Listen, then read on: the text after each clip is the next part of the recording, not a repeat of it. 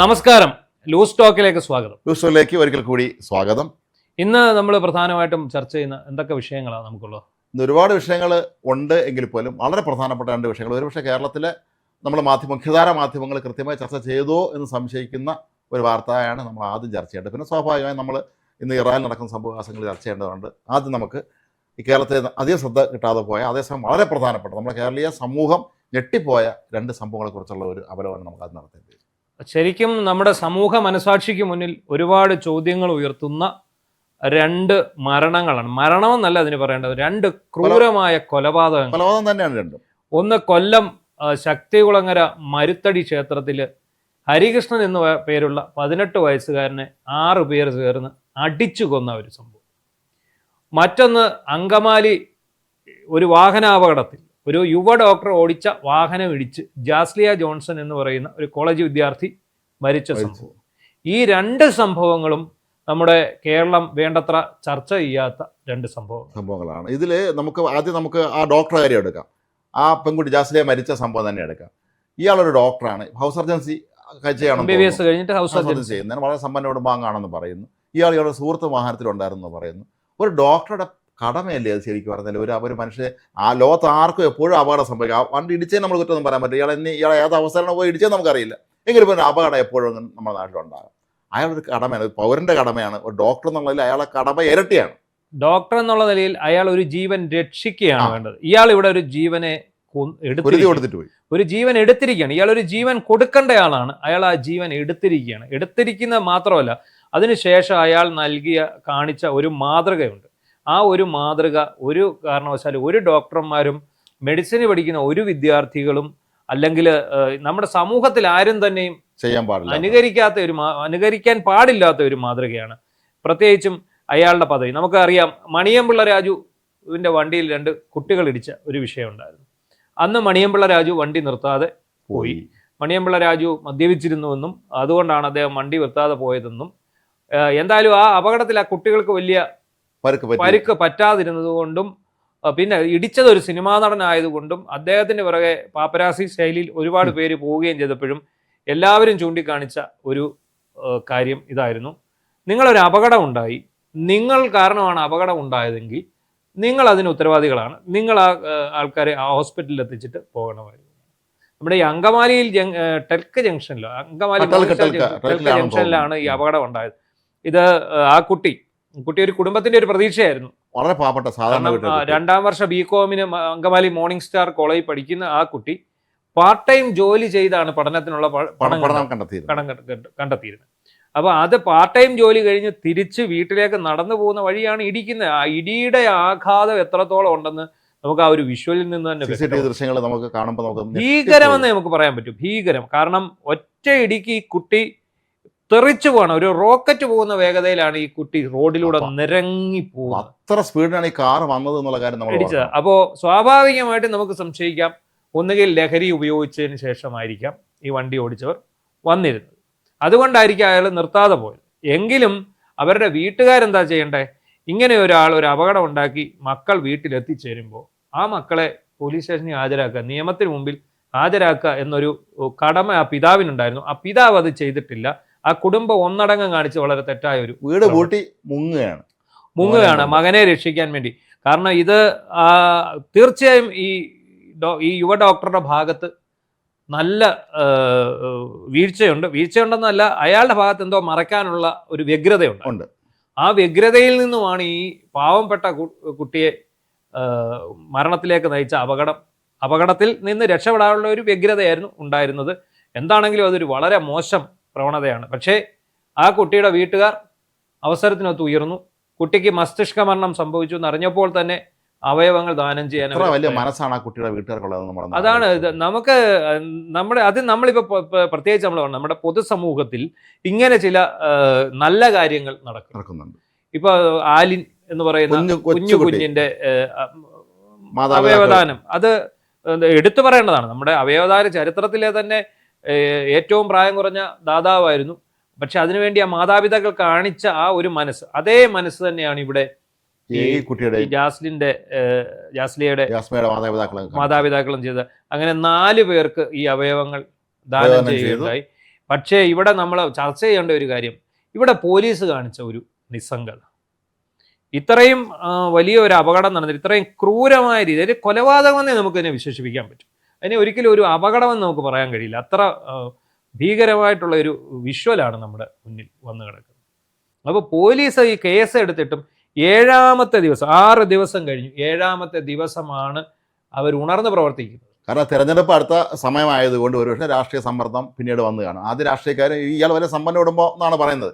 സമ്പന്നന്റെ മക്കളാവുമ്പോൾ തീർച്ചയായും രാഷ്ട്രീയക്കാർ കോട്ടയത്ത് അതിരമ്പുഴ എവിടെയാണ് സമ്പന്ന കുടുംബക്കാരന്റെ പെട്ടത് ആയതുകൊണ്ട് തന്നെ രാഷ്ട്രീയക്കാർ എല്ലാവരും അവരുടെ കൂടെ നിൽക്കുള്ളൂ, സ്വാഭാവികം. അത് മാത്രമല്ല, എന്താണെന്നറിയാമോ, ഈ കുട്ടിയുടെ സഹപാഠികൾ പോലീസ് സ്റ്റേഷനിൽ ചെന്ന് വളരെ കാര്യമായിട്ട് അവർ അവിടെ പ്രതികരിച്ചു. ഈ കുട്ടിയുടെ അച്ഛനും അമ്മയും സഹോദരങ്ങൾ ബന്ധുക്കൾ എല്ലാവരും അവരുടേതായ ഒരു പ്രശ്നം ഇത് ഏറ്റെടുക്കാൻ ഇവിടെ ഒരു രാഷ്ട്രീയക്കാരനും ഉണ്ടായിരുന്നതായിട്ട് എനിക്ക് തോന്നുന്നില്ല. അവരൊക്കെ ഇവിടെ സീറ്റ് ചർച്ച ചെയ്യുന്ന തിരക്കിലാണ്, അവരിവിടെ വെളിപ്പെടുത്തലുകളുടെ തിരക്കിലാണ്.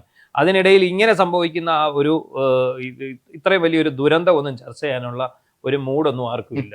അപ്പോൾ അതിൻ്റെ ആ ഒരു ഇതിൽ പോലീസും ആ നിസ്സംഗത പാലിച്ചു. പോലീസ് കാണിച്ച ഒരു നിസ്സംഗത എന്ന് പറഞ്ഞാൽ ഇത്രയും ദിവസം അയാളെ വിട്ടു. എന്തിനു വേണ്ടിയാണെന്നറിയാമോ? അയാൾക്ക് നാളെ അയാളുടെ മുൻകൂർ ജാമ്യ ഹർജി പരിഗണിക്കും. അത് വരെ പിടിച്ചു നിർത്താൻ വേണ്ടിയാണ് അത് ചെയ്തത്. അപ്പോൾ ഇവരെന്താ ചെയ്തത്?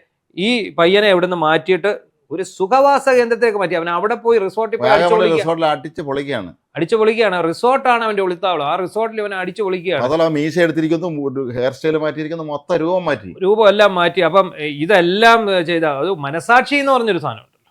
എല്ലാവർക്കും നമ്മളിപ്പം ഇങ്ങനെ ഒരു അപകടം ഉണ്ടാക്കി, നമ്മളാണെങ്കിലും വണ്ടി ഓടിക്കുന്ന ആൾക്കാർ, നമുക്കൊരു അപകടം ഉണ്ടാക്കി, നമുക്ക് ഇങ്ങനെ ഒരു അപകടം ഉണ്ടാക്കി നമ്മൾ ഒടുവിൽ പോകുന്നിരിക്കും, നമുക്ക് എങ്ങനെ ഉറങ്ങാൻ പറ്റും? അതൊന്നും ചെയ്യാൻ പറ്റില്ല. പക്ഷെ ഇവിടെ എന്ത് ചെയ്തു? പോലീസിന്റെ നിസ്സംഗത, അതിനെതിരെ കുട്ടികൾ രംഗത്ത് വന്നതോടെ പോലീസിന് ഉണർന്ന് പ്രവർത്തിക്കേണ്ടി വന്നു. പോലീസിൻ്റെതായ രീതിയിൽ നീങ്ങി അപ്പനെ അങ്ങ് തൂക്കി അവിടോട്ട് മൂലയ്ക്ക് അവർ ചാരി നിർത്തി കഴിഞ്ഞപ്പോഴത്തേക്ക് അയാൾ തത്ത പറയുന്ന പോലെ കാര്യങ്ങൾ പറഞ്ഞു. അങ്ങനെയാണ് ഇന്ന് വാഗമണിലെ റിസോർട്ടിലെ ഒളിത്താവളത്തിൽ നിന്ന് ഇയാളെ തൂക്കിയെടുത്തു. വാഗമൺ പോലീസാണ് പൊക്കിയിട്ട് അത് നേരെ അവർക്ക് കൊടുത്തു. ഇപ്പം മനഃപൂർവ്വം അല്ലാതെ നരഹത്യ എന്ന് പറയുന്ന കുറ്റകൃത്യമാണ് ചുമത്തിയിരിക്കുന്നത്. അയാളെ റിമാൻഡ് ചെയ്യാം, പക്ഷേ ജാമ്യത്തിൽ വിടാം. ഇത് മിക്കവാറും റിമാൻഡ് ചെയ്യാനുള്ള സാധ്യതയുണ്ട്. കാരണം ഇയാൾ തെളിവ് നശിപ്പിക്കാൻ ശ്രമിച്ച അടക്കമുള്ള, അതായത് ഈ വാഹനം ഉപേക്ഷിച്ച് രക്ഷപ്പെടുകയാണ് ചെയ്തത്. ഇനിയിപ്പം പണ്ടത്തെ നമ്മുടെ മുന്നിൽ ഒരു വലിയ പാഠമുണ്ട്, ശ്രീറാം വെങ്കട്ടരാമന്റെ വാഹനാപകടം ഒരു പാഠമുണ്ട്. ഇതിൽ നിന്ന് ഈ നിർണായക നിമിഷങ്ങളിലെ തെളിവുകളെല്ലാം അപ്രത്യക്ഷമായി കഴിഞ്ഞു. ഫസ്റ്റ് കുറെ ഇമ്പോർട്ടന്റ് അവേഴ്സ് എന്ന് പറയുന്ന ഒരു ഗോൾഡൻ അതെല്ലാം ഇല്ലാതാക്കി. ആ കാര്യങ്ങളെല്ലാം. അപ്പോൾ ആ ഒരു കാര്യത്തിൽ നമ്മുടെ പോലീസിന്റെ ഭാഗത്തുനിന്ന് വീഴ്ച ഉണ്ടായി എന്നുള്ള വിമർശനം ശക്തമാണ്. അത് ഉറപ്പായിട്ടും പോലീസിന്റെ ഭാഗത്തു നിന്ന് വിമർശനം കൊണ്ട് തന്നെ ഇയാൾക്ക് അതിന്റെ സാങ്കേതിക അറിയാം. ഒരു അപകടത്തിൽ നിന്ന് ഒരാൾക്ക് ഒരു മനുഷ്യന്റെ ശരീരത്തിൽ എന്തൊക്കെ സംഭവിക്കാം. പോരായെങ്കിൽ ആ ഇടിച്ച ഇടി, അപ്പം അത്രയും തിരക്കേറിയ ഒരു ജംഗ്ഷനിലൂടെ എത്രമാത്രം അമിത വേഗതയിലായിരിക്കും ഈ വാഹനം വന്നതെന്നുള്ളത് നമ്മൾ ചിന്തിക്കണം. അങ്ങനെ ടെൽക്കന്റെ മുന്നിലാണ് അതിൽ തിരക്കുള്ള സ്ഥലമാണ്. കാരണം transformation and electricals Kerala limited വലിയ സ്ഥാപനമാണ്. ആ സ്ഥലത്തിന് ഒരു സുമതി വളവെന്ന് അങ്ങോട്ടൊരു പേരാണ് ഇപ്പോൾ നാട്ടുകാർക്ക്. അവിടെ സ്ഥിരമായിട്ട് അപകടം ഉണ്ടാകുന്ന ഒരു മേഖലയാണ്. ആ മേഖലയിൽ ഇത്രയും ക്യാമറകളും ഇത്രയും അത്യാധുനിക വാർത്താവിനിമയ സംവിധാനങ്ങളും എല്ലാം ഉള്ള സ്ഥിതിക്ക് ഈ 7 ദിവസമൊക്കെ ഒരാളെ കിട്ടാതെ പോയി എന്നൊക്കെ വളരെ അതിനകത്ത് നമുക്ക് ഒരിക്കലും വിശ്വസിക്കാൻ പറ്റാത്ത സർക്കാരിൽ വേണ്ടപ്പെട്ട ആർക്കെങ്കിലും സംഭവിച്ച നിമിഷങ്ങൾക്ക് അവനെ തൂക്കിയാനായിരുന്നു. അത് എതിലെയൊക്കെ പോയനെ. നമ്മൾ എവിടെയൊക്കെ ഇല്ലാത്ത കേസിന്റെ പേര് നമ്മുടെ ചീഫ് എഡിറ്റർക്കെതിരെ ഊനായി വരെ 100 കണക്കിന് പോലീസുകാരെ പറഞ്ഞു വിട്ട ടീമുകളാണ്. അപ്പോൾ അതുപോലെ തന്നെ പ്രധാനപ്പെട്ട ഒരു വാർത്തയാണ് ഈ കൊല്ലത്തേത്. ഞെട്ടിക്കും കേട്ടോ ശരിക്കും. എന്തുകൊണ്ട് നമ്മളെ കേരള ഈ വിഷയം ഒരു ചാനൽ ചർച്ച ചെയ്യില്ല? നമ്മുടെ മക്കൾക്ക് ഇത്രേ പ്രായത്തിലുള്ള നമ്മളെ മക്കളുണ്ടെങ്കിൽ നമുക്കൊക്കെ ഇത് നെഞ്ചു പിടയ്ക്കുന്ന ഒരു വാർത്ത. ഒരു മനുഷ്യനെ പല 50 വയസ്സിൽ കൂടുതൽ പ്രായമുള്ളവരൊക്കെയാണ് അവർ. അവരെ മകനാവും പ്രായമുള്ള ഒരു കുട്ടിയെ കൊണ്ടുവന്ന് ഇത്രയും ക്രൂരമായി കൊന്നു. അതിന്റെ കഥ വായിച്ചായിരുന്നു. അതിന്റെ കഥ എന്താണെന്ന് ചോദിച്ചു കഴിഞ്ഞാൽ, ഈ ഹരികൃഷ്ണൻ എന്ന് പറയുന്ന പയ്യൻ കുന്നത്തൂരുകാരനാണ്. ഐവർകാല എന്ന് പറയുന്ന സ്ഥലം. അത് നമ്മുടെ പത്തനംതിട്ട ജില്ലയുടെ അടുത്ത ഒരു പ്രദേശമാണ്, അതിർത്തി പങ്കിടുന്ന സ്ഥലമാണ്. അപ്പൊ അവിടെ നിന്ന് ഈ ഹരികൃഷ്ണൻ എന്ന് പറയുന്ന ഈ മോനും അയാളുടെ സഹോദരൻ ജയകൃഷ്ണൻ അവരുടെ ഒരു ബന്ധുവിന്റെ ഒരു ആഘോഷത്തിൽ പങ്കെടുക്കാൻ വേണ്ടിയാണ് ഈ മരുത്തടി ക്ഷേത്രത്തിൽ ചെല്ലുമ്പോൾ അവിടെ തിരുവാഭരണം എഴുന്നള്ളിപ്പ് ഘോഷയാത്ര നടക്കുന്നു. നടക്കുമ്പോൾ അത് കണ്ടുകൊണ്ട് നിൽക്കുകയാണ് ഹരികൃഷ്ണനും ഈ സഹോദരനും ബന്ധുവായിട്ടുള്ള വേറൊരാളും കൂടി. അപ്പം ഈ പിന്നിൽ നിന്നവരാണ് ഈ പ്രതികൾ. ഇവന്മാരവിടെ നിന്ന് ഇവനോട് ചീത്ത വിളിച്ചു. ഇവർക്ക് മുമ്പിൽ കയറി നിൽക്കുന്ന തള്ളുമൊക്കെ ഉണ്ടായി. അത് പക്ഷെ അവിടെ വെച്ച് പറഞ്ഞു തീർത്ത് പോയിട്ട് ഞാൻ ഇന്ന് കേരളകൗമുദി പത്രത്തിലാണ് വിശദാംശങ്ങളുള്ളത്. അപ്പോൾ അതിനുശേഷം ഈ പയ്യനെ സദ്യ കൊടുക്കാമെന്നും പറഞ്ഞ് വിളിച്ചുകൊണ്ട് പോയി ആ വഴിക്കിട്ടാണ് ആക്രമിക്കുമ്പോൾ ഒരുപാട് പേര് ഇത് കണ്ടുകൊണ്ട് നിൽക്കുന്നു, ഒരുപാട് പേര് വീഡിയോ എടുക്കുന്നു. അപ്പോൾ ഈ ഇത്രയുള്ള നീളമുള്ള വലിയ തടിക്കഷ്ണം കൊണ്ടുവന്ന് അതിൻ്റെ തല നോക്കി അടിക്കുന്ന ഒരു അടിക്കുന്നതെന്ന് പറഞ്ഞാൽ നല്ല ചവിട്ടി ചുറ്റിനും കൂടിയിട്ട് ചവിട്ടി അടിക്കുക. അവൻ്റെ കൂടെ നിന്നവർക്ക് ആർക്ക് രക്ഷിക്കാം. അതിനിടയ്ക്ക് ഒരു ലേഡിയൊക്കെ കയറി തടസ്സം പിടിക്കുന്നതിനകത്ത് കാണാനുണ്ട്. പക്ഷെ ആ ഒരു ഒറ്റ അടിക്ക് ആ തല മസ്തിഷ്കമരണം സംഭവിച്ചു. അത് ഈ 1-ാം തീയതിയായിരുന്നു, മാർച്ച് 1-ാം തീയതി. മറ്റേ ജാസ്ലിന്റെ സംഭവം ഫെബ്രുവരി 28-ന്. അതായത് തലേന്നും പിറ്റേന്നുമാണ്, അടുത്തടുത്ത ദിവസങ്ങളിലാണ്. അപ്പോൾ ഈ ഒരു യുവാവിനെ ഇങ്ങനെ സംഘം ചേർന്ന് തല്ലിക്കൊല്ലുന്ന ദൃശ്യം കേരളത്തിൽ പ്രചരിക്കുകയാണ്. ഇവിടെ ക്രമസമാധാനം എന്ന് പറഞ്ഞൊരു സംഭവമില്ല. ഇവിടെ ഒരാൾക്കും ഒരാളെയും പേടിയില്ല. ഉത്തരേന്ത്യയിലാണ് നടന്നിട്ടുണ്ടെങ്കിൽ ഇതേ സംഭവം എപ്പോഴും അത് വാർത്തയായി. ഇവിടെ ഇപ്പം കണ്ണുനീരും പൊഴിച്ച് ഇവിടെ വൈകുന്നേരം മെഴുകുതിരി എത്തിക്കൽ പാളയം സ്റ്റേഷൻ മണ്ഡലത്തിലുണ്ടാവും. 50 സാംസ്കാരിക നായകപ്പെട്ട ഒരു നിവേദനം. പിന്നെ ഡിവൈഎഫ്ഐക്കാരുടെ വക പ്രതിഷേധം വേറെ ഉണ്ടാവും. ഇതൊന്നും ഇവിടെ ചർച്ച ചെയ്യപ്പെടുന്നില്ല. ഇത്രയും ആൾക്കാർ നോക്കി നിൽക്കെ ഒരു പാവപ്പെട്ട ചെറുക്കനെ, ഒരു 18 വയസ്സുള്ള ഒരു കുഞ്ഞാണ്, ശരിക്കും പ്രായപൂർത്തിയായ അങ്ങോട്ട് വന്ന ഒരു കൊച്ചു പയ്യനാണ്. ആ പയ്യനെ അതിദയനീയമായിട്ട് മർദ്ദിച്ച് കൊല്ലുകയാണ്. മർദ്ദിച്ച് കൊല്ലുമ്പോൾ ഇവിടുത്തെ പോലീസിന് എന്ത് ചെയ്യാൻ പറ്റുന്നില്ല. പോലീസിന് ഈ പോലീസ് എന്ന് പറയുന്ന സംവിധാനം, ക്രമസമാധാനം എന്ന് പറയുന്ന സംവിധാനം ഇത്രത്തോളം തകർന്ന ഒരു കാലഘട്ടം വേറെ ഒരു സംശയം തോന്നിയ ഒരു കാര്യം, നമ്മുടെ നാട്ടിൽ സാധാരണ ചെറിയ അമ്പലങ്ങളിൽ പോലും ഉത്സവം നടക്കുമ്പോൾ പോലീസ് സാന്നിധ്യം ഉണ്ടാവും. ഈ സ്ഥലത്ത് ഒരു വലിയ താരതമ്യേന വലിയൊരു ക്ഷേത്രമാണെന്ന് തോന്നുന്നു, വലിയ ഉത്സവമാണ്. അവിടെ പോലീസുകാരില്ലായിരുന്നു, അവരാരും കണ്ടിട്ടില്ല. ഇങ്ങനെ കാണാത്ത ഭാഗത്തേക്കായിരിക്കും വിളിച്ചോണ്ട് പോയി അടിച്ചത്. അത് ഒരു കാര്യം. പക്ഷേ ഇങ്ങനെ ചെയ്യാൻ ഇങ്ങനെ മുതിരുന്നു, ഇങ്ങനെ ഒരു പ്രവൃത്തി ചെയ്യാൻ നാട്ടുകാർ മുതിരുന്നത് എന്തുകൊണ്ടാണ് ചോദിക്കാനും പറയാല്ലേ. ഇവിടെ ഈ പറയുന്ന സംവിധാനങ്ങൾ, ക്രമസമാധാന സംവിധാനങ്ങൾ എന്നേ തകർന്നു തരിപ്പണേ. അതായത് 2ാം പിണറായി സർക്കാരിന്റെ കാലത്താണ് ഈ പിണറായി സർക്കാർ മുഴുവൻ വെറുപ്പും സമ്പാദിച്ചിരിക്കുന്നത് ഈ പോലീസിനെ കൊണ്ടാണ്. കാരണം പോലീസിനെ നിയന്ത്രിക്കുന്നവർ ആഭ്യന്തരമന്ത്രിയാണെന്ന് പറഞ്ഞ് പിണറായി അവിടെ ഇരിക്കുന്നുള്ളതല്ലാതെ അദ്ദേഹത്തിന് പോലീസിന്റെ മേൽ യാതൊരു നിയന്ത്രണവും ഇല്ല. പല കാര്യങ്ങളും അദ്ദേഹം അറിയുന്നില്ല. അദ്ദേഹത്തിന്റെ മേശപ്പുറത്തേക്ക് പല വിഷയങ്ങളും എത്തുന്നില്ല. അതിനു മുമ്പ് വേണ്ടപ്പെട്ടവർ ഇത് മുക്കും, തങ്ങളുടെ ഉദ്യോഗസ്ഥരെ. എത്ര സംഭവങ്ങൾ അത് എടുക്കുകയാണെങ്കിൽ ഇന്നൊരു ചർച്ച 2 മണിക്കൂർ നടത്തി. അതെ. അപ്പം അങ്ങനെ പോലീസിനെ നിർവീര്യമാക്കി കളഞ്ഞു. പോലീസിനെ ശരിക്കും ഈ ബോംബൊക്കെ നിർവീര്യമാക്കുന്ന പോലെ തീർത്തും നിർവീര്യമാക്കി. ഒരു ഡിഎഫ് നേതാവ് പോലീസ് ജീപ്പിന്റെ ഡോർ തുറന്നിട്ട് ചീത്ത വിളിക്കുന്നില്ലേ? അത് ചീത്ത വിളിച്ചിട്ട് അവരൊരു ഏകപക്ഷീയമായ ഒരു വീഡിയോ ഇറക്കുന്നുണ്ട്. എന്താ അവനെ തെറി പറഞ്ഞിട്ടോ, SHO തെറി പറഞ്ഞു. പക്ഷേ SHO തെറി പറയുന്ന വീഡിയോ പിന്നെ വന്നു. എന്തുകൊണ്ടാണ് തെറി പറയുന്നത് എന്നുള്ളത്. അയാളോട് അതിഭീകരമായിട്ട് അതീവ മോശമായ വാക്കുകൾ അയാളോട് ഉപയോഗിച്ചു. അയാൾ തിരിച്ചു പറഞ്ഞു. അതിന്റെ പേരിൽ അയാൾ എന്ന് പറഞ്ഞാൽ നിന്നെയൊക്കെ ഞങ്ങൾ കയറി തല്ലി, ഞങ്ങൾക്കുള്ള അധികാരമുണ്ട്, നീയൊന്നുമല്ല, പോലീസൊന്നും അല്ല ഇവിടെ കാര്യം തീരുമാനിക്കും, ഞങ്ങൾ DYFIക്കാരാ, അല്ലെ ഞങ്ങൾ CPMകാരാ, ഞങ്ങൾ ഭരണപക്ഷത്തിന്റെ ആൾക്കാരാണ്. അങ്ങനെ ഒരു സുരക്ഷിതത്വ ബോധം ഈ ഗുണ്ടകൾക്കും ക്രിമിനലുകൾക്കും വന്നുപോയി. അത് പശ്ചിമ ബംഗാളിൽ സംഭവിച്ച അതേപോലെ ഇത് ഈ പണ്ട് സതീശൻ പറഞ്ഞ പോലെ ഇവിടുത്തെ ഏരിയ സെക്രട്ടറി വേറെ എവിടെയെങ്കിലും പോയി പൊറോട്ട അടിക്കുന്ന അവസ്ഥയിലേക്ക് കേരളത്തിൽ. അപ്പൊ എന്താണ് സംഭവം എന്ന് ചോദിച്ചാൽ, ഈ പൊതുസമൂഹത്തിൽ പോലീസ് എന്ന് പറയുന്ന ആ സംവിധാനത്തെ ഇവര് വന്ധ്യംകരിച്ചു, അല്ലെ എന്താ പറയുന്നത്, വരി ഉടച്ചു കളഞ്ഞു. ഈ പോലീസ് സംവിധാനത്തിന്റെ വരി ഉടച്ചു കളഞ്ഞു. ആ മിടുക്കരായ പോലീസ് ഉദ്യോഗസ്ഥരുള്ളവന്മാരെ, അങ്ങനെയുള്ളവരെ ഇവർ ഇല്ലായ്മ ചെയ്ത് കളഞ്ഞു. ഒന്നുകിൽ അവർ സസ്പെൻഡ് ചെയ്ത് കളയും, അല്ലെങ്കിൽ അവർ ഏതെങ്കിലും കേസിൽ കൊടുക്കും, അല്ലെങ്കിൽ എങ്ങും ഇല്ലാത്ത ഒരു സ്ഥലത്ത് കൊണ്ട് അതെല്ലാം രീതിയിൽ. പിന്നെ ഇതിനകത്ത് പോലീസ് സംവിധാനം എല്ലാവർക്കും ഭയമാണ്. പോലീസുകാർക്ക് ഭയമാണ്, പാർട്ടി നേതാക്കളെയും ഗുണ്ടകളെയും പോലീസിന് ഭയമാണ്. അവരാണ് സ്റ്റേഷനിൽ വന്നിട്ട് അവരാണ് DYSPയും CIയും SHOമാരെയൊക്കെ അവരാണ് ഭരിക്കുന്നത്. ചുമതല ഉണ്ടല്ലോ, അങ്ങനെയാണല്ലോ. ഓരോ നേതാവിന് ഓരോ ചുമതലയാണല്ലോ. ഇപ്പോൾ ഏരിയ കമ്മിറ്റി സെക്രട്ടറിക്ക് DYSPയുടെ ചുമതല, ബാക്കിയുള്ള താഴോട്ടുള്ള നേതാക്കന്മാർക്ക് CIയുടെ അതുപോലെ SIയുടെ ഒക്കെ ചുമതല ഉള്ളത്. പിന്നെ ക്രിമിനലുകളായിട്ടുള്ള പോലീസുകാരെ എല്ലാം അവർക്ക് വേണ്ടപ്പെട്ട സ്ഥലങ്ങളിൽ വിന്യസിക്കുന്നു, അല്ലെ അവർക്ക് അവിടെ ചുമതല കൊടുക്കുന്നു. ഇതിലെല്ലാം ഇതിന്റെ പിന്നിലെല്ലാം സാമ്പത്തിക അഴിമതി ധാരാളമായിട്ട് നടന്നു വരും. അതിന് ഒരു സംശയം വേണ്ട. ഈ സാമ്പത്തിക അഴിമതിയിൽ പലയിടത്തും നടക്കുന്നുണ്ട്, പലയിടത്തും പോസ്റ്റിങ്ങിന് അങ്ങനെയുള്ള കാര്യങ്ങൾ വരുന്നുണ്ട്. ഇപ്പോൾ തന്നെ ഇലക്ഷൻ്റെ ഭാഗമായിട്ടുള്ള റീഷഫിളിംഗ് നടന്നുകൊണ്ടിരിക്കുക. അങ്ങനെ കഴിഞ്ഞ ആഴ്ച വന്ന ഒരു ലിസ്റ്റ് ഉണ്ടായിരുന്നു SHOമാരുടെ. അത് കഴിഞ്ഞ ദിവസം നോക്കുമ്പോൾ വീണ്ടും അതിന് വേറൊരു ലിസ്റ്റ് വന്നിരിക്കുന്നു. ആദ്യം വന്ന ലിസ്റ്റിൽ സ്ഥലം മാറ്റപ്പെട്ട ചിലരെയൊക്കെ അതേ സ്റ്റേഷനിൽ തന്നെ നിലനിർത്തിയിരിക്കുന്നു. ചിലരെയൊക്കെ ചില സ്റ്റേഷനുകളിലേക്ക് മാറ്റിയവരെ ആ സ്റ്റേഷനിൽ നിന്ന് അടുത്ത സ്റ്റേഷനിലേക്ക് മാറ്റി വേറൊരാളെ ഇവിടെ നിയമിച്ചിരിക്കുന്നു. അപ്പോൾ എന്താണ്, ഇവർക്ക് വേണ്ടപ്പെട്ടവരെയും ഇവർക്ക് ഈ തെരഞ്ഞെടുപ്പിനകത്ത് ഇവർക്ക് കൈകാര്യം ചെയ്യാൻ, എതിർ പാർട്ടിക്കാരെ കൈകാര്യം ചെയ്യാൻ വേണ്ടവരെയൊക്കെ ആയിട്ട് ഇങ്ങനെ മാറ്റി വെച്ചിരിക്കുകയാണ്. കാരണം ഇത് ഇലക്ഷൻ പ്രഖ്യാപിക്കുന്നതിന് മുമ്പ് സാധാരണ ഈ ട്രാൻസ്ഫർ നടന്നു വരുന്നത്. അപ്പോൾ ഇലക്ഷൻ കമ്മീഷന്റെ അനുമതിയോട് കൂടിയ പിന്നീടുള്ള ട്രാൻസ്ഫറുകൾ നടക്കും. ഇലക്ഷൻ പ്രഖ്യാപിച്ചതിന് ശേഷമാണെങ്കിൽ അത് അങ്ങനെ നടക്കും. അപ്പോൾ അതിൻ്റെ ഭാഗമായിട്ട് ഇങ്ങനെ നടക്കുക. എന്താണെങ്കിലും ഈ കഴിഞ്ഞ 5 വർഷം കൊണ്ട് നമ്മുടെ പോലീസ് സംവിധാനം വളരെ താറുമാറായി. ഇവിടെ ഗുണ്ടകളുടെ അഴിഞ്ഞാട്ടമായി. ഗുണ്ടകൾക്ക് ആരെയും നമ്മൾ എത്രയോ വീഡിയോകൾ കാണുന്നു, എത്രയോ വീഡിയോ ദൃശ്യങ്ങൾ കാണുന്നു.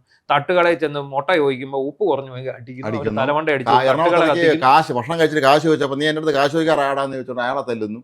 അപ്പോൾ അങ്ങനെയൊക്കെയുള്ള ഒരു കാലം നമ്മൾ പറഞ്ഞിട്ട് കാര്യമില്ല. ഏറ്റവും മോശമായ ഒരു അവസ്ഥയിലൂടെയാണ് കേരളം. പ്രതിപക്ഷം ഉണ്ടോ എന്നുള്ളതാണ് രണ്ടാമത്തെ ചോദ്യം. പ്രതിപക്ഷത്തിന് ഇതിനകത്തൊന്നും ശ്രദ്ധയില്ല. അവിടെ മുഖ്യമന്ത്രി സ്ഥാനാർത്ഥികൾ തമ്മിലുള്ള അടിയോടെ എനിക്ക് മന്ത്രിയാവണം, എനിക്ക് അവര് അവരുടെ PR വർക്കുകളിൽ അവര് CPM-നെ കുറ്റം പറയുന്നു, PR വർക്ക് പറയുന്നു. തിരിച്ച് ഇവരുടെ ഭാഗത്തുകൊണ്ട് ഇഷ്ടം പോലെ PR വർക്ക്. ഓരോ കാലം വെളി കാണാൻ ഒരുപാട് കോൺഗ്രസ് നേതാക്കന്മാർ ഇപ്പം കതറും ധരിച്ച് കാറിൽ സഞ്ചരിക്കുന്നതും കൈവശി കാണിക്കുന്നതും കടവൽക്കരണം ചെയ്യാൻ പോകുന്നതിന്റെ ഒക്കെ വിഷയം. അതാണ് നമ്മൾ മനുഷ്യരെന്നുള്ള നിലയിൽ നമ്മൾ ചർച്ച ചെയ്യേണ്ട ഈ ഒരു വിഷയമാണ്. നമ്മുടെ പൊതുസമൂഹം ഏറ്റെടുക്കേണ്ട വിഷയമാണ്. നമുക്ക് എന്തായാലും നമുക്ക് ഇറാനെ കുറച്ച് കാര്യങ്ങൾ നമുക്ക് സംസാരിക്കേണ്ടതുണ്ട്. ആദ്യമേ തന്നെ ഞങ്ങളൊരു കാര്യം പറയാം. വിദേശ മലയാളികൾ ആരും തന്നെ അവരുടെ കുടുംബാംഗങ്ങളും ഭയക്കേണ്ട ഒരു കാര്യവുമില്ല. അങ്ങനത്തെ അവസ്ഥയൊന്നുമില്ല. ഇവിടെ ചില ഒരുപാട് മാധ്യമങ്ങളുടെ ഈ ഭീകരമായ വാർത്ത കൊടുക്കൽ കണ്ട് റണ്ണിംഗ് കമന്ററി വള്ളംകളിയുടെ കമന്ററി, പിന്നെ അതുപോലെ ഇലക്ഷൻ നടക്കുന്ന സമയത്ത് ഇലക്ഷന്റെ ഫലം പ്രഖ്യാപിക്കുമ്പോഴുള്ള ഒരു കമന്ററി, ലേലം വിളി, അത് അങ്ങനെ ഉള്ള ഒരു കമന്ററി. ഇവരെ ആവേശം കൊള്ളുകയാണ്. അതായത് സ്റ്റുഡിയോ റൂമുകൾ വാർ റൂമുകളായി മാറിയിരിക്കും. അവരവിടെ കിടന്ന് അവരുടെ റേറ്റിങ്ങിനാണോ എന്തിനാണോ ഈ എന്ത് പറ്റുന്നു, ജനം ഈ ചാനൽ ഉപേക്ഷിച്ച് രക്ഷപ്പെടുന്നു. കാരണം നമ്മുടെയൊക്കെ വീടുകളിൽ ഒരാളെങ്കിലും വിദേശത്താണ്. നമ്മളെ ഡയറക്റ്റ് വിളിച്ച് അവരോട് ചോദിച്ച് നമുക്ക് മനസ്സിലാക്കാവുന്ന ഒരു കാലഘട്ടത്തിലാണ് നമ്മൾ ജീവിക്കുന്നത്. അതിനിടയ്ക്ക് ഇവർ ഇവിടെ കിടന്ന് ആരെയാണ് എൻ്റെ ഒരു അടുത്ത ഒരു കുടുംബ സുഹൃത്തിന്റെ വീട്ടിലെ കാര്യം. അപ്പൊ അവരുടെ അമ്മ ഉറങ്ങിയിട്ട് 2 ദിവസമായി എന്ന് പറഞ്ഞു. മക്കൾ വിദേശത്താണ്, ഗൾഫിലാണ്. അവര് ഈ പർട്ടിക്കുലർ ചാനലുകൾ മാത്രമാണ് കാണുന്നത്, ഈ ലേലം വിളി ചാനൽ. അപ്പൊ അവർ അന്തമിടെയാണ്. കാരണം റിപ്പോർട്ടർ ചാനൽ ഇനി ഒരു 2 മണിക്കൂറേ ഉള്ള നിർണായകമാണ്. അതോടുകൂടി ഈ രാജ്യത്തിന്റെ ഏർപ്പാട് കഴിഞ്ഞുള്ള രീതിയിലാണ് ഇവർ വിളിച്ചു പറയുന്നത്. അണുബോംബ് ഇട്ടെന്നൊന്നും പറയാഞ്ഞത് ഭാഗ്യമായി. ഇപ്പൊ അതുപോലെ തന്നെ ഇന്നലെ തൊട്ടുള്ള ഒരു ചർച്ചയാണ്. റഷ്യയിൽ നിന്ന് ക്രൂഡ് ഓയിൽ വാങ്ങുന്നുണ്ട്. ഇന്ത്യക്ക് ട്രംപ് അനുമതി കൊടുത്തു. അതായത് അമേരിക്കൻ ട്രഷറി ഓഫീസറാണ് ഇന്ത്യക്ക് അനുമതി കൊടുത്തത്. ഞങ്ങൾ പറഞ്ഞെങ്കിൽ മാത്രമേ നിങ്ങൾക്ക് അവിടെ നിന്ന് വാങ്ങാൻ അനുവാദം ഉള്ളൂ. നിനക്ക് ഇവിടുന്ന് പോകാൻ അനുവാദം ഇല്ലാതെ മമ്മൂട്ടിയുടെ സിനിമയിൽ പറയുന്ന പോലെ ഞങ്ങൾ നിങ്ങൾക്ക് അനുവാദം തന്നെങ്കിൽ മാത്രമേ നിങ്ങൾക്ക്. നമ്മുടെ സാമന്തന്മാരാണോ ചോദിക്കണം. യാഥാർത്ഥ്യം എന്താണ്? അതിന്റെ യാഥാർത്ഥ്യം എന്താ? റഷ്യക്ക് മേൽ അമേരിക്ക ഓൾറെഡി ഉപരോധം ഏർപ്പെടുത്തിയിട്ടുണ്ട്. എന്നാൽ ആ ഉപരോധം ഇന്ത്യക്ക് എണ്ണ നൽകുന്നതിൽ ബാധകമല്ല. അവിടുന്ന് ഇന്ത്യക്ക് റഷ്യക്ക് എണ്ണ കൊടുക്കാം. അത് ഇന്ത്യക്കല്ല അവര് ഇളവ് നൽകിയിരിക്കുന്നത്, അത് റഷ്യക്കാണ് കൊടുത്തിരിക്കുന്നത്. ഇന്ത്യയല്ല അവരുടെ മുന്നിൽ. ഇന്ത്യ എങ്കിൽ മാത്രമേ അനുമതി കിട്ടൂ എന്ന് പറയുന്നതിനകത്ത് എന്ത് വങ്കത്തരമാണ്, എന്ത് വിഡ്ഢിത്തരമാണ് ഇവിടുത്തെ മാധ്യമങ്ങൾ പ്രചരിപ്പിക്കുന്നത്. പറഞ്ഞ കൂട്ടത്തിൽ ഇറാനുമായി ബന്ധത്തിൽ ഒരു തമാശ ഒരു കാര്യം പറയുന്നത്. ദേശാമാനിയിൽ സൈറ്റിൽ ഞാൻ ഒരു വാർത്ത കണ്ടിരുന്നു. അതില് തിരുവനന്തപുരത്തെ കോർപ്പറേഷനിൽ ഇപ്പോൾ ഈ ആറ്റൽ കഴിഞ്ഞതിന് ശേഷം എല്ലായിടത്തും വൃത്തിഹീനമായി കിടക്കുകയാണ്. അതിൽ കുറെ ആരോപണമാണ് പറയുന്നത്, അങ്ങനെയാണ് ഇങ്ങനെയാണ്. പക്ഷേ അതിലൊരു വളരെ പ്രധാനപ്പെട്ട കാര്യം പറയുന്നുണ്ട്. ഈ പൊങ്കാല കഴിഞ്ഞ് 2 ദിവസം കഴിഞ്ഞ് എന്നിട്ട് ഈ ഇഷ്ടികയെടുത്ത് അതിൽ വന്ന ഇഷ്ടികയെടുത്ത് എന്തുകൊണ്ട് വി രാജേഷ് വീടുണ്ടാക്കി അക്കാര്യത്തിൽ ശക്തമായ പ്രശ്നം വരുന്നത്. 2 ദിവസം കൊണ്ട് വീട് വയ്ക്കാന്ന് പറഞ്ഞാൽ ദേശാഭിമാനി വന്നതല്ലേ. അതാണ് അവര് ആവേശം കൂടി പോയതാ. 2 ദിവസം കൊണ്ട് ഇഷ്ടിക വെക്കുക. അതെന്താണെന്നറിയോ? നമ്മുടെ നഗരത്തിന്റെ മേയർ മുതുകാടല്ല, വി രാജേഷാന്ന് പറയുന്നത്. കാരണം മുതുകാടാണെങ്കിൽ പുള്ളിക്ക് ഇത് വെക്കുക. ഇപ്പൊ വി രാജേഷ് ആയിരിക്കുന്നിടത്തോളം കാലം ഇഷ്ടിക പെറുക്കി കെട്ടിവെച്ചെങ്കിലേ വീടാകത്തുള്ളൂ. അത് ഈ 2 ദിവസത്തിനുള്ളിൽ എങ്ങനെ വീട് വയ്ക്കും എന്ന് നമുക്കും അറിഞ്ഞുകൂടാ. അത് ആവേശം മൂത്ത് ഡെസ്കിൽ ഇരിക്കുന്ന ആർക്കോ പറ്റിയത്. അവർക്ക് ആവേശം മൂത്ത് ഒരുപാട് അബദ്ധങ്ങൾ പറ്റും. പണ്ട് മറിയക്കുട്ടി ചേട്ടത്തിക്ക് അമേരിക്ക 2 മക്കളുള്ളതെന്നും ഏക്കർ കണക്കിന് സ്വത്തുള്ളതാണെന്നും ഒക്കെ എഴുതി പിടിപ്പിച്ച ആശാന്മാരാണ്. വീരേന്ദ്രകുമാറിന്റെ ജീവിച്ചിരിക്കുന്ന സഹോദരി മരിച്ചു. അതിനെ നമ്മൾ അതിൻ്റെതായിട്ടുള്ള നമ്മൾ വീണ്ടും നമുക്ക് ഇതിലേക്ക് വരും. അപ്പൊ ഇതേ രീതിയിലാണ് നമ്മുടെ മാധ്യമങ്ങൾ വാർത്തകൾ വളച്ചൊടിക്കുന്നത്. അപ്പോൾ ഇന്ന് മാത്രമല്ല ഇന്നൊരു വേറൊരു വാർത്ത വന്നിട്ടുള്ളത് ഇത് സംബന്ധിച്ച് ഇപ്പോൾ ഖമേനിയെ വധിച്ച സംഭവം ഉണ്ടല്ലോ, ഇത് പ്ലാൻ ചെയ്ത് കഴിഞ്ഞ വർഷം നവംബറിലാണ്. ഇസ്രായേൽ തനിച്ചാണ് അല്ലേ? തനിച്ചാണ്. ഇസ്രായേൽ കാറ്റ്സ് എന്ന അവിടുത്തെ പ്രതിരോധ തന്നെയാണ് ഇക്കാര്യം വെളിപ്പെടുത്തുന്നത്. ഇസ്രായേൽ തനിച്ചൊക്കെ തീരുമാനിച്ചു. അത് അവിടുത്തെ നെതന്യാഹുവിന്റെ നിർദ്ദേശമായിരുന്നു ഇയാളെ വധിക്കണം. തീരുമാനിച്ചിട്ട് അവർ ആ തീരുമാനം മുന്നോട്ട് പോകണം. അവർ പ്ലാൻ ചെയ്ത് എങ്ങനെയാണെന്ന് വെച്ചാൽ 2026 പകുതിയോടെ, ജൂൺ ഒന്നേനെ അവർ ഫിക്സ് ചെയ്തു, പകുതിയോട് കൂടി ഇയാളെ വധിക്കുക. അതിനുള്ള എല്ലാ തയ്യാറെടുപ്പുകളും നടത്തിക്കൊണ്ടിരിക്കുന്ന സമയത്താണ് പെട്ടെന്ന് അവിടെ ജനകീയ മുന്നേറ്റം വരുന്നത്. ആഭ്യന്തരകലാപം വരുന്നത്. അപ്പം ജനങ്ങൾ ഇളകി. അപ്പൊ അമേരിക്ക പിന്തുണ പ്രഖ്യാപിക്കുന്നു. അപ്പൊ നിരപരാധികളെ കൊന്നാൽ ഞങ്ങൾ ഇടപെടും എന്ന് അമേരിക്ക പറയുന്നു. അപ്പോഴേ ഇസ്രായേൽ ചിന്തിച്ചൊരു കാര്യം, ഇനി സപ്പോസ് ഈ അമേരിക്ക ഇടപെട്ടാൽ മാത്രമല്ല ഈ പ്രക്ഷോഭം രൂക്ഷമാവുകയാണെങ്കിൽ ഈ ഖമേനി മക്കളും കൂടെ റഷ്യയിലേക്ക് രക്ഷപ്പെടാനുള്ള ഒരു പദ്ധതി ഇട്ടിരുന്നു. ഇയാൾ രക്ഷപ്പെടുകയും ചെയ്യും.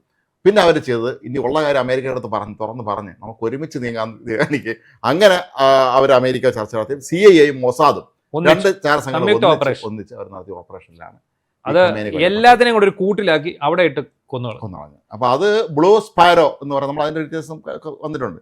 ബ്ലൂ സ്പാരോ എന്ന് പറഞ്ഞൊരു മിസൈൽ ഇസ്രായേൽ നിർമ്മിത മിസൈലാണത്. ഇതിന്റെ പ്രത്യേകത എന്താണെന്ന് വെച്ചാൽ ഈ മിസൈൽ നമ്മൾ വിമാനത്തിൽ നിന്ന് ഇടുമ്പോൾ സാധാരണ മിസൈൽ താഴേക്കല്ലേ വരുന്നത്, ഇത് താഴേക്ക് വന്നിട്ട് നേരെ മുകളിലോട്ട് പോകും, പിന്നെയും പോകും, പോയിട്ട് ഫുൾ ഫോഴ്സിന് തിരിച്ച് താഴെ വരും. ബങ്കർ ബസ്റ്ററാണ്. ഈ ബങ്കറിനകത്ത് ഈ ഖമേനി ബങ്കറിനകത്ത് തട്ടിയിട്ടാണോ ഇത് മുകളിലോട്ട് പോകുന്നത്? അല്ല, തട്ടില്ല, കുറച്ച് താഴോട്ട് വന്നിട്ട് വായുവിൽ തന്നെ മുകളിലോട്ട് പോയിട്ട് തിരിച്ചു വരും. അത് ആയം എടുക്കുന്നു, ആയം എടുത്ത് ഇടിച്ചിറങ്ങുന്നു. അങ്ങനെയാണ് അയാളെ വധിച്ചത്. അപ്പൊ അത് പിന്നെ വളരെ ആസൂത്രിതമാണ്. ശരിക്കും പ്ലാൻ മൊത്തം ഇസ്രായേലിന്റെ ആണ്, അല്ലാതെ അമേരിക്കയുടെ സഹായം തേടിയെന്നേ ഉള്ളൂ. പിന്നെ ഇവര് കാത്തിരുന്ന സമയത്തിന് മുമ്പ് തന്നെ ഇവര് വന്ന് പെട്ടുകൊടുത്തു, കയറ്റിക്കൊടുത്തു. അതിനകത്ത് അവരുടെ ഈ രഹസ്യ സംവിധാനങ്ങളെ നമ്മൾ പ്രത്യേകം നമ്മൾ അഭിനന്ദിക്കുന്നതാണ്. കാരണം ഈ മൊസാദിന് നമ്മൾ നേരത്തെ പറഞ്ഞിട്ടുണ്ട്, വോക്കി ടോക്കി പൊട്ടിത്തെറിച്ച് എത്ര പേരാ മരിച്ചു. അത് പിന്നെ വന്ന് ഇവർക്ക് ഫോൺ എടുക്കാൻ പോലും ഭയമായി എന്നാണ് പറയുന്നത്. അത്രയധികം സാങ്കേതിക വിദ്യകൾ ഉള്ള ഒരു രാഷ്ട്രമാണ് ഇസ്രായേൽ. അപ്പൊ ഈ ഇസ്രായേൽ യുദ്ധം, ഈ ഇറാൻ യുദ്ധം സംബന്ധിച്ച് ഒരുപാട് കാര്യങ്ങൾ വരുന്നുണ്ട്. ഇപ്പം ഈ പറയുന്ന ഇവിടെ നിന്ന് പോയ ഫ്ലീറ്റ് റിവ്യൂ കഴിഞ്ഞു പോയ ആണ് ഐറിസ് ദേന എന്ന് പറയുന്ന US പടക്കപ്പൽ. ആ പടക്കപ്പലിനെ തകർത്തതിന്റെ പേരിലാണ് ഇപ്പൊ ഇന്ത്യയെ പ്രതിക്കൂട്ടിലാക്കിക്കൊണ്ടുള്ള അത് സ്വാഭാവികമായിട്ടും ഇന്ത്യ ഇപ്പോഴാണ് ഖമനയുടെ നിര്യാണത്തിൽ അനുശോചിക്കുന്നത്. ഇത് എല്ലാ വിഷയങ്ങളും പഠിച്ചതിന് ശേഷമേ പ്രതികരിക്കുന്നുള്ളൂ. നമ്മുടെ ചേരിയ രാജ്യമാണ്, നമുക്ക് ചാടി അങ്ങനെ എല്ലാ കാര്യത്തിലും പ്രതികരിക്കാനൊന്നും പറ്റില്ല. മാത്രമല്ല ഇറാനുമായും ഇസ്രായേലുമായും അമേരിക്ക എല്ലാ രാജ്യങ്ങളും നല്ല ബന്ധമുള്ള രാജ്യമാണ് ഇന്ത്യ. നമുക്ക് എല്ലാവരുമായിട്ടും അടുപ്പാണ്. ഇറാനിൽ നമ്മൾ ഇന്ത്യ ഒരു തുറമുഖം നടത്തുന്നത്, ചബ്ബർ തുറമുഖം, അതിനെ നടത്തിയപ്പോൾ നമുക്ക് ഇന്ത്യക്കാണ്. എന്നിട്ട് പോലും അതിനെക്കുറിച്ചൊന്നും ചിന്തിക്കാതെ നേരെ രാവിലെ തൊട്ട് മോദി ചീത്ത വിളിക്കുക എന്നുള്ളത്. ഇത് മോദി അവിടെ പോയി ചർച്ച നടത്തിയതിന്റെ ഇസ്രായേൽ പോയിട്ട് തൊട്ട് പിന്നാലാണ് ആക്രമണം നടന്നത്. അതുകൊണ്ട് ഇത് ഇക്കാര്യം ഉറപ്പിക്കാൻ വേണ്ടി പോയതാണ്. നമുക്കെന്ത് ബന്ധം അതില്ല. ഇതിനകത്ത് വേറെ ഇന്ദിരാഗാന്ധിയുടെ കഥ പ്രചരിക്കുന്നുണ്ട്. ഇന്ദിരാഗാന്ധി ഈ പ്രധാനമന്ത്രി ആയിരിക്കുന്ന സമയത്ത് അമേരിക്കൻ പ്രസിഡന്റിനോട് നിങ്ങൾ ഇന്ത്യൻ മഹാസമുദ്രത്തിൽ ഇന്ത്യൻ പിന്നെ സമുദ്ര അതിർത്തിയിൽ അമേരിക്കയുടെ പടക്കപ്പൽ കണ്ടപ്പോൾ ഇവർ നേരെ വിളിച്ച് അമേരിക്കൻ പ്രസിഡന്റിനോട് ചോദിക്കുന്നു, ഇത് നിങ്ങൾ അറിയാതെ വന്നതാണോ? അതാണെങ്കിൽ എളുപ്പമെടുത്തോണ്ട് പോകണം, ഇല്ലെങ്കിൽ ഞങ്ങളിത് പിടിച്ചിടും, ഞങ്ങൾ തിരിച്ചു തരില്ല, അതുപോലെ ഉരുക്ക് വനിതയാണെന്നൊക്കെ പറയുന്നുണ്ട്. അപ്പൊ അങ്ങനെ ഒരു കഥകൾ നമ്മുടെ സോഷ്യൽ മീഡിയയിൽ പ്രചരിക്കുന്നു. അന്ന് ശരിക്കും വന്നല്ല അമേരിക്കയുടെ കപ്പൽ പടക്കം ഇങ്ങോട്ട് വരുമായിരുന്നു. പക്ഷെ അന്ന് റഷ്യ നമുക്കൊപ്പം ഉണ്ടായിരുന്നു. അതാണ് സത്യം. റഷ്യ നമ്മുടെ കൂടെ എല്ലാ കാലത്തും, നമ്മുടെ നല്ല കാലത്തെ കഷ്ടകാലത്ത് നമ്മുടെ കൂടെ രാജ്യം എന്ന് പറഞ്ഞ റഷ്യയാണ്. ഇപ്പോഴും അത് തന്നെയാണ്. നമുക്ക് ഈ എണ്ണ തരാന്ന് അവർ ഒന്ന് പിന്നെ പറഞ്ഞതല്ലേ ഉള്ളൂ, അവർ റെഡിയാണെന്ന് പറഞ്ഞല്ലോ, എല്ലാം തരാന്ന് പറഞ്ഞു. നമുക്ക് മാത്രമല്ല ഗ്യാസ്, ഇപ്പൊ തന്നെ ഓൾറെഡി സമുദ്രത്തിൽ സെയിൽ ചെയ്തുകൊണ്ടിരിക്കുന്ന കപ്പലാണ് നേരെ എണ്ണയുമായിട്ട് ഇങ്ങോട്ട് വരുന്നത്. അതെ, 30 ദിവസത്തേക്കുള്ള എണ്ണ തരാന്ന് പറഞ്ഞാൽ ഇപ്പം ഈ കപ്പൽച്ചാലിൽ, അന്താരാഷ്ട്ര കപ്പൽച്ചാലിലുള്ള റഷ്യയുടെ എണ്ണക്കപ്പലുകളിൽ നിന്നുമാണ് ഈ സംഭവം ഇങ്ങോട്ട് കൊണ്ടുവരാൻ പോകുന്നത്. മാത്രമല്ല ഇപ്പൊ ഗൾഫ് നാടുകളിൽ നമ്മളെ പേടിപ്പിക്കുന്ന ഒരു വാർത്തയും വരുന്നതുമില്ല. ഇല്ല, ഈ ആകാശ ശാന്തമാണ്. അവിടെ രാത്രി മിസൈൽ ഇടുന്നുണ്ട്. അത് ഇറാൻ പ്രത്യേകം പറഞ്ഞിട്ടുണ്ട്, ഒരു കാരണവശാലും ഞങ്ങൾ ജനവാസ മേഖല ആക്രമിക്കില്ല. അവര് ആക്രമിക്കുന്ന അമേരിക്കൻ വ്യോമത്താവളം ഉള്ള സ്ഥലങ്ങൾ മാത്രമേ അവർ ആക്രമിക്കുന്നു. സത്യത്തിൽ യുദ്ധത്തിന്റെ ഫോഴ്സ് കുറഞ്ഞു വരുന്നു. നമ്മളെ ഇന്റർനാഷണൽ ചാനലുകളും ഇന്റർനാഷണൽ ന്യൂസ് ഏജൻസി നൽകുന്ന വാർത്തകളും മാത്രം വിശ്വസിച്ചാൽ മതിയാവും. ഇവർക്കൊക്കെ ഇത് എവിടെ നിന്നാണ് ഈ വാർത്തകൾ കിട്ടുന്നത് നമുക്കറിയില്ല. നമ്മളൊക്കെ നോക്കുമ്പോൾ നമുക്ക് ആധികാരികമായിട്ട് കിട്ടുന്ന വാർത്തകളും നമ്മുടെ ഈ ചാനലുകളിൽ വരുന്ന വാർത്തകളും അവർക്ക് എവിടെ നിന്ന് ഈ വാർത്തകൾ കിട്ടുന്നു എന്നുള്ളത് അതിന്റെ ഒരു സോഴ്സ്. പണ്ട് ഈ ഗൾഫ് യുദ്ധം നടന്ന സമയത്ത് അന്ന് ഇത്രയും ചാനലൊന്നുമില്ല, ദൂരദർശനില്ല, പത്രങ്ങളിൽ ഇതുപോലെ വളരെ മനുഷ്യനെ പേടിപ്പിക്കുന്ന തരത്തിലുള്ള വാർത്തകൾ വരും. അപ്പൊ അന്ന് KP ഉണ്ണികൃഷ്ണൻ, അദ്ദേഹം മന്ത്രിയാണല്ലോ, അദ്ദേഹം ഇറാഖിലൊക്കെ പോയി അദ്ദേഹം പറഞ്ഞു, ഇത് റിപ്പോർട്ട് ചെയ്ത പല റിപ്പോർട്ടർമാരും ഇരിക്കുന്ന സ്ഥലം എവിടെയാണെന്ന് എനിക്ക് അറിയാമെന്ന് പറഞ്ഞു. ഇവരാരും ആ കുവൈറ്റിന്റെ ഇറാഖിന്റെ 7 ഇലത്തുള്ള പോലും പോയിട്ടില്ല. അവിടെ പല സൈപ്രസ്, നിക്കോഷ അങ്ങനെയൊക്കെയുള്ള സ്ഥലങ്ങളിൽ ഭൂപടം എടുത്ത് വെച്ച് വാർത്ത അടിക്കുക, ഭൂപടം വാർത്ത അടിക്കുക. ഇന്നലെ മുഖ്യമന്ത്രി ഒരു യോഗം വിളിച്ചിട്ടുണ്ട് നമ്മുടെ ഇവിടുത്തെ മാധ്യമങ്ങളുടെ തലവന്മാരെല്ലാം. എന്നിട്ട് അവരോട് പറഞ്ഞിരിക്കുന്നു ഇതേ കാര്യം തന്നെയാണ്, നിങ്ങളിതാ പേടിപ്പിക്കുന്ന വാർത്തകൾ കൊടുക്കരുത്. ഇനി അഥവാ ഉണ്ടെങ്കിൽ പോലും നമുക്കറിയാം, കറാച്ചി തുറമുഖം ഇന്ത്യ കത്തിക്കുന്നതിന്റെ വിഷ്വൽ കണ്ടിട്ട് നമ്മൾ ഞെട്ടിപ്പോയിട്ടുണ്ട്. കഴിഞ്ഞ ഇടയ്ക്കത്തെ ആ ഓപ്പറേഷൻ സിന്ദൂർ ഓപ്പറേഷനകത്ത് തീർത്തെന്നും പറഞ്ഞു. അപ്പൊ ഈ കത്തിക്കുന്നതൊക്കെ പഴയ വിഷ്വലായിരുന്നു, വേറെ എങ്ങാണ്ട് നടന്ന സംഭവമായിരുന്നു. പിന്നാണ് അറിയുന്നത്. ഇന്ത്യക്കാരും അറിഞ്ഞിട്ടില്ല, ഇന്ത്യൻ സൈനിക മേധാവി അറിഞ്ഞിട്ടില്ല. നമ്മുടെ ചാനലുകളെല്ലാം ഇതുപോലെ എടുത്തു വെച്ച് അലക്കി കൊടുക്കുകയായിരുന്നു. അപ്പൊ നിലവിൽ ഇപ്പം ഈ പറയുന്ന പശ്ചിമേഷ്യൻ യുദ്ധം അതിന്റെ ഒരു ഗ്രാവിറ്റി കുറഞ്ഞിട്ടുണ്ട്. അല്ല, നമുക്ക് ഓർമ്മയുണ്ടല്ലോ, ചാരക്കേസ് നമുക്ക് ഓർമ്മയുണ്ടല്ലോ. അതെ, എല്ലാവരും മത്സരമായി അവസാനം. കാണാത്തതും കേൾക്കാത്തതും എല്ലാം. അല്ല, നമ്മുടെ എലന്തൂർ നരബലിക്കകത്ത് വന്ന എത്തൊക്കെ സ്റ്റോറികളാണ് ഇതിനകത്തൊക്കെ. ഇത് നരഭോജികളാണെന്ന് വരെ പറഞ്ഞു വെച്ചു. അല്ല, രാവിലെ എണീക്കുമ്പോഴേ വാർത്ത കൊടുക്കണ്ടേ, ബ്യൂറോന്ന് ഡെസ്കിൽ നിന്ന് ചോദിക്കുമ്പോൾ വാർത്ത കൊടുക്കണ്ടേ? അതുകൊണ്ട് പിന്നെ അങ്ങ് സങ്കല്പിക്കും, ഒരു സങ്കല്പം എല്ലാവരും ഏറ്റെടുക്കും. പക്ഷെ ഒരു കാര്യമുണ്ട്, ഇതിപ്പോ ഞാൻ പറയാം, കുറച്ച് ആൾക്കാർക്ക് ഇത് മനസ്സിലാവും, പക്ഷെ ഭൂരിഭാഗത്തിനും ഇത് പിടികിട്ടത്തില്ല. അവരെല്ലാം ഈ പറയുന്ന ഇത് വിശ്വസിച്ചിട്ട് 10 പേരോട് പറയാണ് ഇതൊക്കെ ശരിയാണെന്ന് ഒരു മാധ്യമത്തിൽ വരുന്നത് എന്ത് നമ്മൾ അവിശ്വസിക്കണമെന്ന് ആൾ സ്വാഭാവികം ചിന്തിക്കും. മാധ്യമങ്ങൾ വരുന്നതാണല്ലോ സത്യം. അതെ, അതൊരു നമ്മുടെ ചാനലുകൾ തമ്മിലുള്ള കിടമത്സരം വർദ്ധിച്ചപ്പോൾ അത് മലയാളം ചാനലിലേക്കാണ്. നമ്മൾ ഇന്ത്യയിലെ തന്നെ മറ്റു നാഷണൽ ചാനൽ വെച്ചു, അവിടെ ഈ പ്രശ്നമൊന്നുമില്ല. അവർ കൃത്യമായിട്ട് കാര്യങ്ങൾ എന്താണെന്ന് വെച്ചാൽ വിലയിരുത്തിയ വാർത്ത അങ്ങ് കൊടുക്കുന്നു. അതാണ്. അപ്പം നിലവിൽ മറ്റു പ്രശ്നങ്ങളൊന്നും തന്നെ ആരും പേടിക്കേണ്ട ഒരു കാര്യവുമില്ല. നമ്മൾ ഇന്ത്യക്കാരൊക്കെ സുരക്ഷിതരാണ്. നമ്മൾ ഒരു ടെൻഷൻ്റെ ആവശ്യമില്ല, വെറുതെ കടന്ന് വെള്ളം വെക്കുന്നതാണ്. മാത്രമല്ല എനിക്ക് തോന്നുന്നു ഈ ദിവസങ്ങളിലൊക്കെ തന്നെ ഇതങ്ങ് ഒത്തുതീർപ്പാകും. കാരണം അതിന്റെ മുന്നോട്ട് പോകാൻ സാധ്യത കുറവാണ്. കാരണം ഇറാന്റെ കയ്യിലുള്ള സംഗതികൾ തീർന്നു, അവരുടെ തല പോയി. അതെ, അവരുടെ തല പോയി. അവിടെ ആയുധങ്ങൾക്ക് കുറവ് വരുന്നു. പിന്നെ അവർക്ക് സഹായവുമായിട്ട് ആരും വരുന്നില്ല. ഇപ്പം അതേസമയം കരയ്ക്കൂടെ അമേരിക്ക കുർദിഷ് വിമതരെ കൂടെ ഇറക്കി വിടുന്നുണ്ട്. അതെ, കുർദിഷ് വിമതരെ ഇറക്കി വിടുന്നതായിട്ടൊരു സ്റ്റോറി വന്നിട്ടുണ്ട്. പിന്നെ അവര് ആകാശമാർഗമുള്ള ആക്രമണവും. ട്രംപ് പറഞ്ഞിട്ടുള്ള ഒരു കാര്യമുണ്ട്, സ്വന്തമായിട്ട് നല്ലൊരു എയർഫോഴ്സ് പോലും ഇല്ലാത്ത എമ്മാരാണ് ഞങ്ങൾ യുദ്ധം ചെയ്യാൻ വരുന്നത്. അതെ, അവർക്ക് എയർഫോഴ്സ് ഇല്ല. കാരണം അവർ യുദ്ധവിമാനങ്ങളൊക്കെ പണ്ടങ്ങാണ്ട് ജാമ്പാന്റെ കാലത്തുള്ളതാണ്. അതിന്റെ സ്പെയർ പാർട്ട് വാങ്ങാൻ പോലും പറ്റില്ല, കാരണം അമേരിക്ക വിലക്കേർപ്പെടുത്തിയിട്ടുണ്ട്. അതെ, അപ്പൊ അതാണ് എൻ്റെ ഒരു അവസ്ഥ. അങ്ങനെയുള്ള ഒരു രാജ്യമാണ്. പിന്നെ നേരത്തെ നിരായുധീകരിച്ചു, ആണവ നിരായുധീകരണം നടത്തി കഴിഞ്ഞു. ഇപ്പോൾ ഇവരുടെ ഈ എന്താ പറയുന്നത്, മിസൈലിന്റെ മുമ്പിലാണ് ആണവായുധം വെക്കാറുണ്ടായിരുന്ന ഒരു സംഭവം മുനയിലായിരുന്നു വെക്കാറുണ്ട്. ആ ആണവായുധം ഇല്ലാതായതോടെ മുനയൊടിഞ്ഞ മിസൈലായിരുന്നു. കയ്യിലിരിക്കണ മിസൈലിന്റെ അടുത്തൊക്കെ ചുമ്മാ പറക്കി അയക്കാം, അത്രേ ഉള്ളൂ. അത് മാത്രമേ ഉള്ളൂ, അല്ല വേറെ ഒന്നും സംഭവിക്കുന്നില്ല. ഏതായാലും നമ്മുടെ സമയമാകുന്നു. അപ്പോൾ യുദ്ധത്തെക്കുറിച്ച് ആരും ഭയപ്പെടേണ്ട കാര്യമൊന്നുമില്ല. നമ്മൾ വളരെ സമാധാനത്തോടു കൂടി നമ്മുടെ ഇന്ത്യ പോലുള്ള രാജ്യങ്ങളൊക്കെ തന്നെ നമ്മൾ മുൻകൈ എടുത്ത ഒരു വിഷയത്തിന് ഒരു പരിഹാരം ഉണ്ടാകും. ഒപ്പം നമ്മൾ ആദ്യം ചർച്ച ചെയ്ത വിഷയത്തെ പോലെ നമ്മുടെ കേരളീയ മനസ്സ് ഇത്തരം കാര്യങ്ങളെ കണ്ട് നിങ്ങളിത് വളരെ ശ്രദ്ധയോടെ കാണണം. അതെ, നമ്മുടെ സമൂഹം പോകുന്ന ഒരു പോക്കാണ് നമ്മൾ മനസ്സിലാകേണ്ടത്. നമുക്ക് ഒരാളോട് ഒരു കാര്യവും പറയാൻ പറ്റാത്ത ഒരു അവസ്ഥയിലേക്ക് വന്നു. ആരുടെ അടിയേറ്റാണ് നമ്മൾ മരിക്കാൻ വിധിക്കപ്പെട്ടിരിക്കുന്നത് അറിയാൻ വയ്യാത്ത ഒരു. എന്തായാലും നമ്മുടെ സമൂഹ മനസാക്ഷിക്ക് ഒരു തിരിച്ചറിവ് ഉണ്ടാകട്ടെ എന്ന് പ്രാർത്ഥിച്ചുകൊണ്ട് നമുക്ക് അവസാനിപ്പിക്കാം. നമസ്കാരം.